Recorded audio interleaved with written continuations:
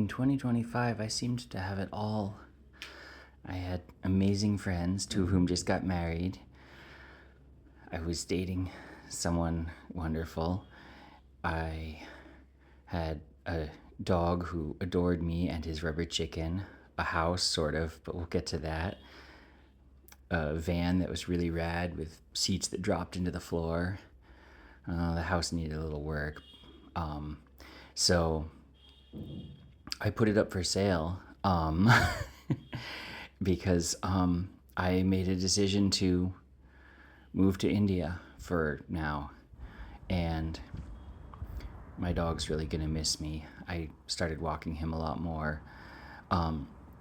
He always stops at this house. I wonder why. Let's see if we can find out what's here, Henry. Henry's the best boy, and he's very excited about something here. Oh, here's why. Somebody's here to visit him. Neighbor Gary always brings him bacon treats, and I don't know what they put in those things, but he's really obsessed with them. And I always walk Henry off leash out here because there's this beautiful prairie and he can wander out into it without dragging me through all the ticks and stuff. And he's good, at least in this area. I took a long time building that relationship with him about where the boundaries are and to not go too far. He used to run off after deer. And yeah, then he knows it's time to head home and we walk on back. I don't live in that partly completed house. I live in that thing out of the distance. Oh, and from here I love that you can see the clock tower of the town square. It's a really small town. It's about 10,000 people. But that strange building is where I live. And I love taking pictures of shadows. More about that later. So this is Big Blue. My parents and my brother and I and a business all put together and bought this place, and we turned it into mostly an art gallery and art studios that we rent out. It has a long history that it used to be a hay barn originally, and that's what those ventilator things on the top were for. And here's the gallery with a lot of art by my brother up. He's got a wide variety of styles he does. And there's my mom's art and her parents' art. My dad does the paintings of boats. My uncle did the surrealist mirror painting up there. And here's our upstairs. Henry's waiting to be lit up to get his breakfast. It's been wild living with my folks up there, but it's been wonderful. And as if in goodbye, this was 1 week before my plane, the Northern Lights came, and I'd waited my whole life for an experience like this. They were so clear.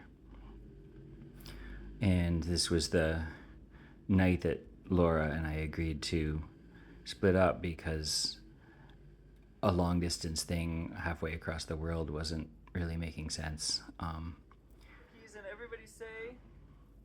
I started to get goodbye parties with various friends. There's never enough time to catch up with everyone. This was Taylor and Natalie played Yahtzee with me one last time before I had to go, and they are always so much fun, and despite being really mad that I was leaving, were so helpful with this chaos that was me trying to pack. Taylor came and was like, "Girl, you've got to organize this stuff. Here, let me show you how to pack." And I had so many things, some of which made more sense than others to bring, deciding which shoes to bring, all of that, and how many warm clothes to bring to a place that never actually gets cold, at least not very. So I'm like, all right, one cardigan. I figured out how to pack an electric guitar but not all of these other strange guitars and things. Most of my random percussion instruments and slide guitars and things all had to stay. I had to go try to get vaccines. More about that in another video, I think. But so many choices, which bag to bring. it just felt like it wasn't all gonna fit. And then there's the weight limits, and I'll have to do a whole video on packing strategy and what I learned about international flights. My lovely pink bike is for sale. I'll miss it, but it's just taking up space there now. Here I am biking to see my friend Alison one more time. She's one of my besties who taught me everything I know about dance, pretty much. She studied Alexander technique and many forms of dance, and she's an incredible friend. And we're just going on one more little adventure to walk around town, talk about life and all of that.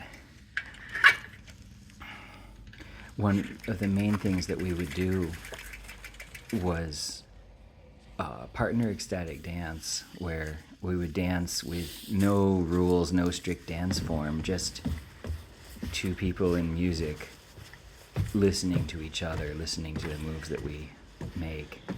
And it's this kind of mindful awareness, and there's Alison. So we, wandered around next to the old courthouse, and this is my friend Gretchen, and more about what we get up to later, but she's been also an incredible collaborator and event coordinator. And the evening walks, especially with Henry, were starting to feel really sad. I'm going to miss him so much. He's such a good boy. And I think at this point he started to sense my sadness. This is my parents. I don't know what was going on here, but we were dealing with all of the things to get me ready to get out of here. And yeah, here we are preparing a whole bunch of logistical things I had to throw out a load of trash from the house that I was clearing out to sell, and we moved a whole bunch of wood out to their land, which we'll see what we get to do with that in a minute here. They are eternally busy with always some kind of project. Currently putting up solar panels and building tiny houses, and what do you think? Is it time to go for a walk? all kinds of interesting projects like that. Yeah. Henry would always just wait by the door so patiently. It's like, come on, let's go. It's time for another walk. Where are we going today? And he'd look back and, are you coming? He won't just tear off anymore. He says, no, we're doing this together, and we're going to go over here to this tree. He's got his whole routine. He has me well trained. No one seems to want a coffee table that doesn't have a top on it. There's always so many projects like that. Like, I don't want to just throw it away, but Now can we go this way? so who has time to cut a top and put it on there? There's always too many projects. Oh, Henry. Henry's 13. I Good boy. got him in Minnesota from a Where are we shelter. going? He'd already had a couple of rehomes, and he was only a year old, so he really wanted something stable. And I gave him that for more than 10 years. And the hardest thing about going was not being able to take him with, but he's hanging out with my parents. This is their Sprinter van, which they converted into a camper. Those things go for ever and ever. They're very reliable. And me not having shaved, more about that. I actually didn't have room to pack my electrolysis machine, laser machine. I had been working on We gonna trying to visit kill the off my prairie beer, today? and it's very painful and it's very heavy, and hopefully I can get that continued on my journeys.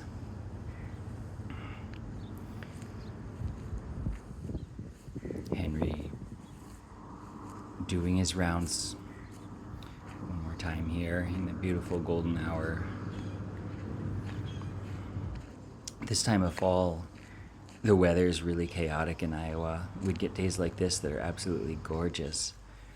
And the weather was beautiful in my last week, as if saying goodbye. But then off and on, we'd get frost and frozen ground, and it won't be long before all of this is covered in snow. And I've never done well with the cold. It's just a lot for me. What do you think, Henry? Is anyone here today? Henry's never sure which door Is he gonna come? Gary's gonna come out of here. But he has this whole routine where he wanders around circling the house, and eventually Gary's dog Brutus Try this side? will hear him and notice something's up and sound the alarm and ask to be let out. And Gary feigns surprise every time. Oh, that's what's going on. And comes out with his bacon treats. We'll see if it works this time. Sometimes Henry will just stand here for a very long time. But oh, this time it worked. And there's Broody. And the two of them say their little hello for a couple minutes, but you can tell they both are really just waiting for the treats. They're like, oh, hey, you two? Yep. And Henry has to Henry, that's bark to rude. make sure that Gary's really coming. He's like, See, come he's on, coming. man, give me my treats.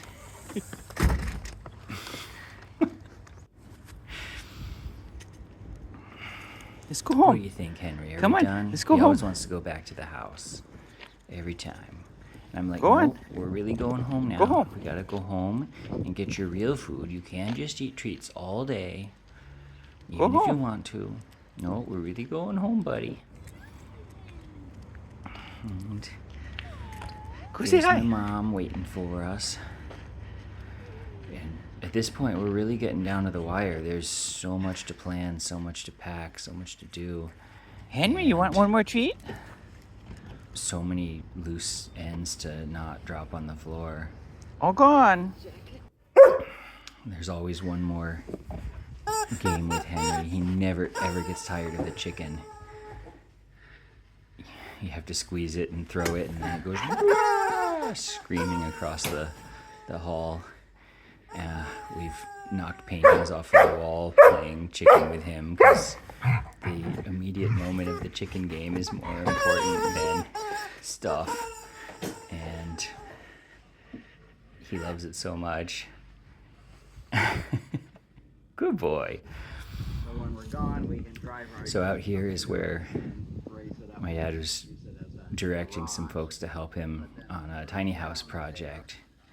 And there was my friend Minka, who is a journalist and came out to visit and catch up one more time. But this one was built This in is the tiny house that's 2021, the I most think, finished out by here 8 women that in that they class. sometimes are living in, my parents. All-girl crew. And you can see they've got it all done beautifully with That's the shower. hardwood Oh, how do wood it from the other interiors, side. and Oh, from the bedroom side? it's tricky packing everything into a tiny house. The layout becomes very important. Yeah. And we've done a lot of Oh. experiments with what makes the most sense, and that minimalism of what's really needed in a house. And here's the real reason that Minka came out to visit, was she needed to see their pony and donkey. This is Diamond, and the donkey was Ruby, but we call them Pony and Donkey, or Po and Donk for short. I was too crunchy. You're too tall. I was trying to bend down, but I crunched. We stay in touch. Yes, definitely. These little guys And are I've so definitely sweet. appreciated They our the pony is really shy. He doesn't like you if you're taller than him, so you have to crouch down to get him to approach half the time. Donkey is a little more forward. He'll come up and shove people with his nose to try to see who's boss. And he likes to mess with people by stealing their hats. Minka's another person I'll very much miss. But she moved off to California, so I haven't seen a lot of her lately. This was the dump. I had so much trash to clear out of the house I was fixing up, and it got me thinking about how much stuff we all accumulate all the time and how little joy most of it brings. And that's something I reflect on more and more, and especially as I was trimming down to the bare essentials to leave. And speaking of stuff, we finally had a fire with a lot of wood that had accumulated out at the land, and there's something very clearing, very cleansing about fire. It's a really beautiful thing to watch things burn and hang out with people you care about. And this is Ganaya, another friend and collaborator. And contra dance is one of the things I'll very much miss about Fairfield, and I'm thinking about starting in India, if it isn't already there. I play in one of the two bands for this, and this was a night when the other band plays, and so I was able to hang out and dance and video it, which I don't usually get to do. It's a very simple kind of dance where they teach each dance right before doing it, and then they have a caller who reminds you how to do it while you're doing it, and always with live music. And it's very simple and fast and exhilarating, and you have one partner and then one other couple associated with you, and then those groups of four all shuffle and rearrange, and you gradually travel up or down the set and end up paired off with other couples. So it's this dizzy shuffling mixing, but you always end up coming back to your partner over and over again. And it's customary to choose a new partner for each dance. And so it's a great way for a community to all get to know each other. It's very kid-friendly. Sometimes even pretty young children will join us in the dance. And so we get all ages. And that's Jennifer Hamilton calling, and the Cafe Kaylee band. And the music is so wonderful for these two. Here you see my pile of stuff still not yet tamed. This is shortly before Taylor came in to work her magic and help save me from myself. Meanwhile, my friend Kush was sending me images of India and beautiful places that I could be visiting and will be soon. I came up with this, I found this idea that you could hang earplugs from earrings as a way to always have them with, because I kept hearing it's loud there. Here I was trying to fit an electric guitar into my suitcase. My friend Angel came to visit, and Gretchen and I decided to put on one final event while I was in town. And so this is that. And we called it a somatic ecstatic movement experience or something like that. And there's this whole thing. We got Cameron here doing an EDM ecstatic dance movement journey, I think he called it. And it was this incredible thing. He made his own EDM track and improvised music over it, and gave us verbal prompts to get us moving and into our bodies. And I That was Tim Britton operating sound over there. He's also an incredible musician and supports the other musicians in Fairfield with all that he does. And here, Zach is giving an opening speech. Where frequency is, we're talking about light, vibration is talking about sound. I think it's interesting that in the entire cosmos, we've only ever discovered two ways that energy manifests: light and sound. The Big Bang, there was a period of time around 300,000 to 400,000 years where the universe was way too hot and way too dense for light to actually travel anywhere. So it was all totally opaque and dark. It was too dense. And then at around 300,000 to 400,000 years, all of a sudden, there was a specific moment in time where the universe expanded to the point where it was able to freeze and snap like a picture all the complex waves that were going on in the universe. Because basically what was going on is while the universe was hot and dense, there was constant nuclear explosions going on everywhere, like a sun, all over the place all at once, and they're creating sonic booms and shock waves. Imagine throwing sand into water. Not only does it create ripples on the surface, it creates ripples underneath. And then take a picture of it. That's what the cosmic web is. At 300,000 to 400,000 years, it froze those ripples, and then they just expanded. And then you can zoom all the way down to the cosmic level. There's a cosmic microwave background radiation, so the whole universe literally hums. Don't need to get too high into the science, but basically everything literally hums. The gravitational waves hum. There's a cosmic light that hums all the time. The planet hums. You have the Schumann resonance, that's 2.84 hertz. I find it really incredible that all the meditators here, they're inducing theta waves that are right at that same frequency that help us harmonize with the planet. And so, to kind of wrap all this up, as I dive, go off the script here, as we experience what's coming next, try to visualize yourself as a singing bowl filled with water, because that is kind of what you are. And just as how when you ring a singing bowl filled with water, it creates these beautiful patterns, those are actually sonic by the way.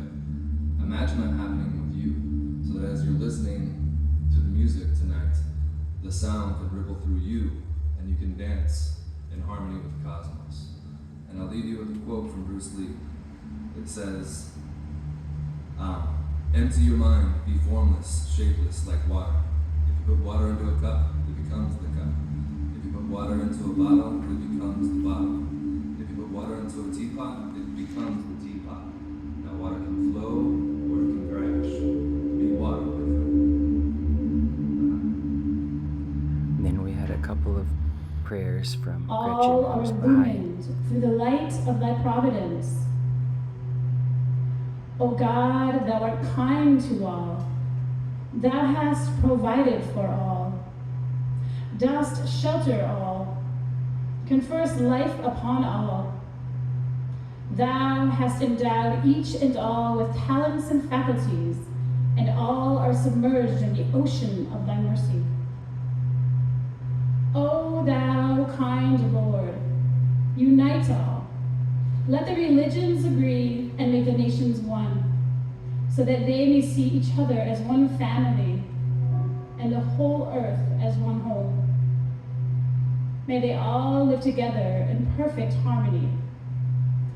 O God, raise aloft the banner of the oneness of mankind. O God, establish the most great peace. Cement thou, O God, the hearts together. O thou, kind Father God, gladden our hearts through the fragrance of thy love. Brighten our eyes through the light of thy guidance. Delight our ears with the melody of thy word, and shelter us all in the stronghold of thy providence. Thou art the mighty and powerful.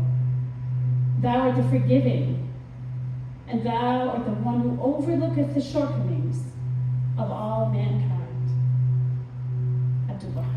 It took a long time for the event to get going, but once it did, it broke people open in, I think, the best kind of way. is what a lot of people said. I didn't take any video of my portion of it because it was very personal. But after Cameron's part here, I had everyone sit down in a circle and invited them to close their eyes. And this is some work I've been working on with my organization I've created called Somatic Tea Party that is very important to me.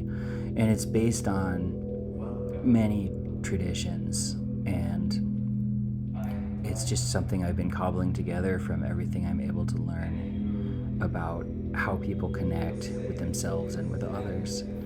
So I invited people to sit together and just close their eyes and each feel the feelings inside of their bodies, which is based around Peter Levine's work with somatic experiencing and the focusing technique from Eugene Genlin.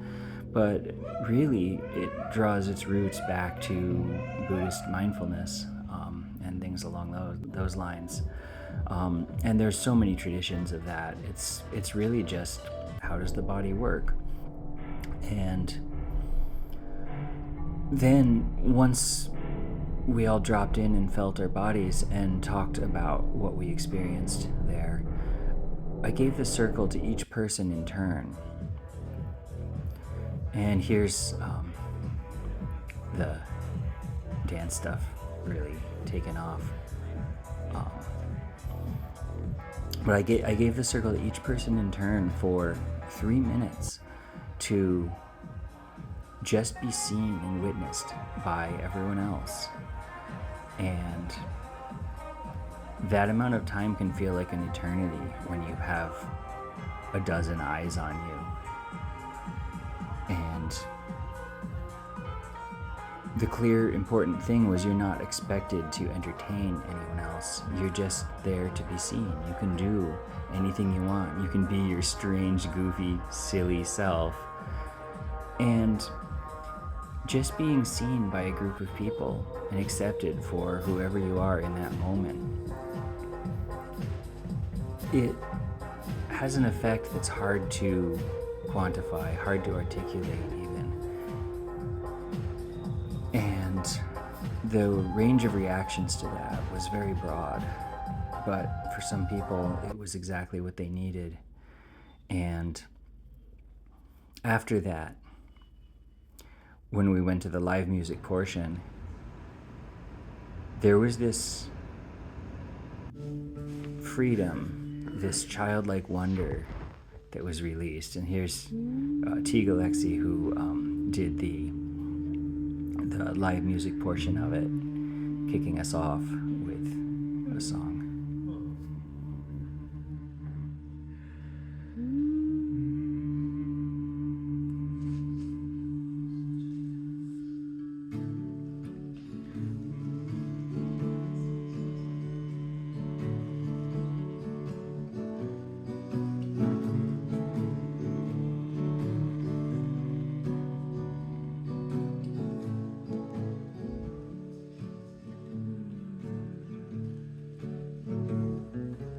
King of the jungle, still the lion of Judah.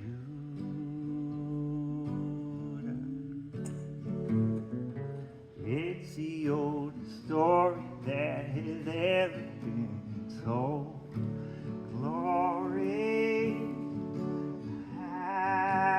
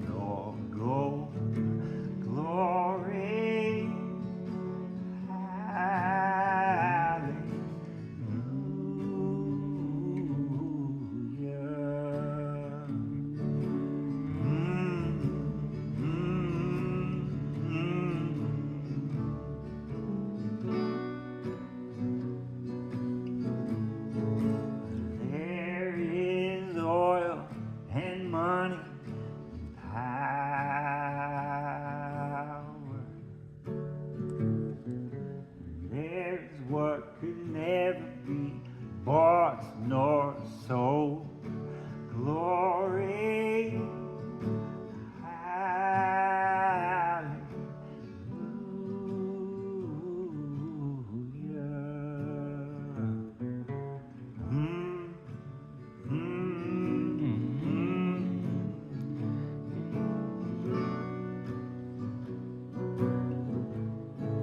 The king of the jungle, still the lion of Judah.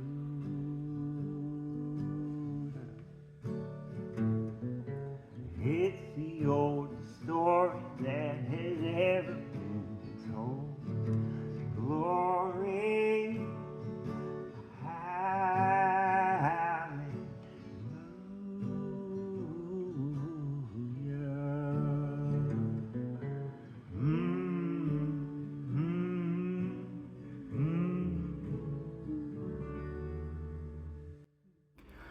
This event was three things. It was the event itself, and it was also serving as a goodbye and an early birthday for me, because my birthday was going to be in Qatar on a layover on my way to India.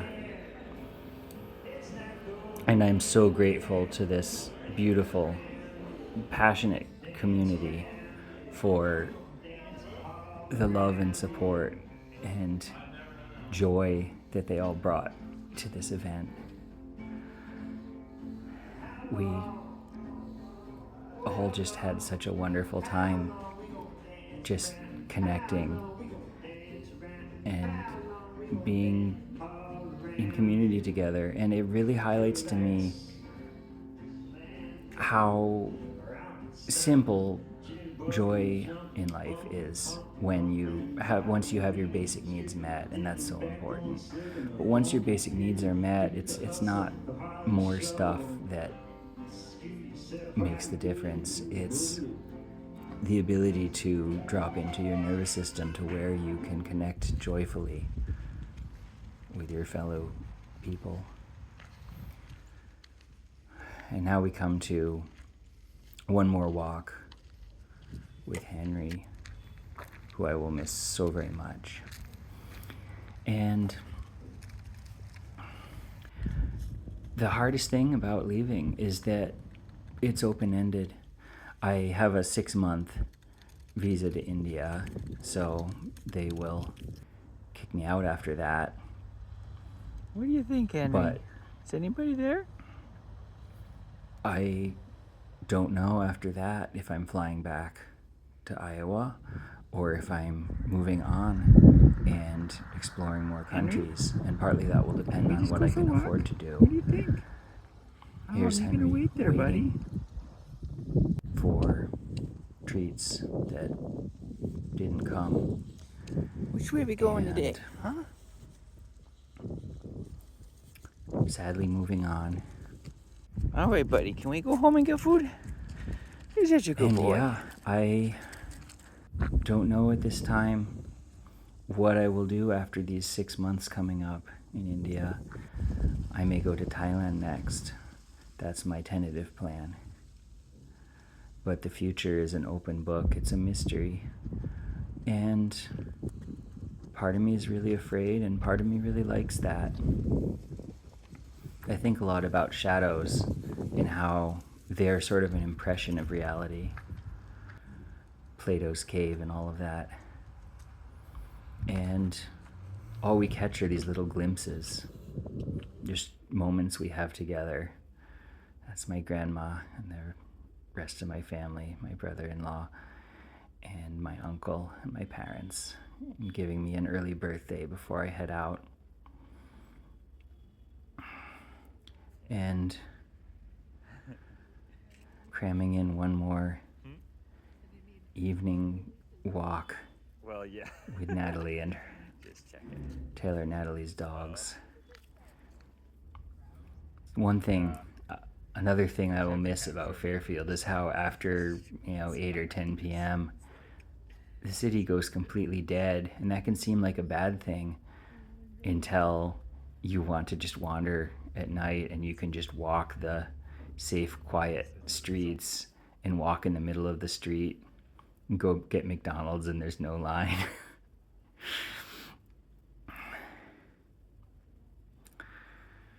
And that was Elliot and Finn. They are such good doggos.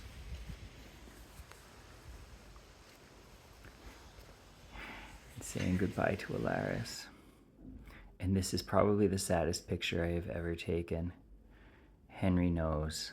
He sees the suitcase and he knows.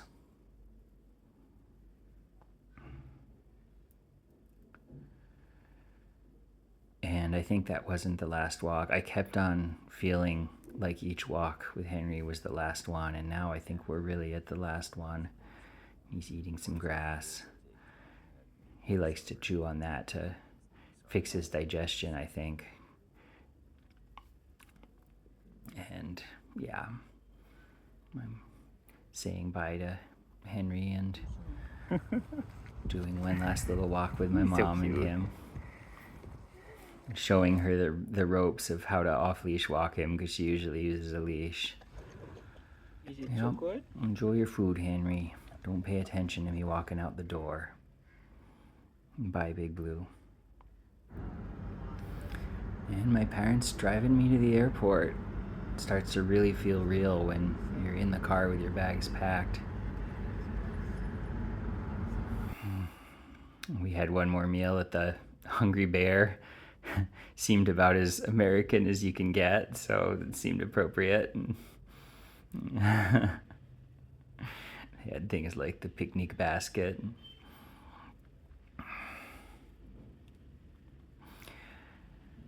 And whatever this was, it was like chicken on a biscuit gravy kind of thing, which I've been flirting with veganism. Goodbye, bear. But yeah, and goodbye, America.